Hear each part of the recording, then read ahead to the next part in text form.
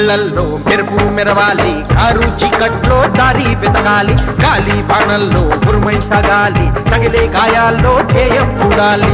ఒకటే జననం ఒకటే మరణం, ఒకటే గమనం ఒకటే గమ్యం, గెలుపు పొందే వరకు గలుపు లేదు మనకు.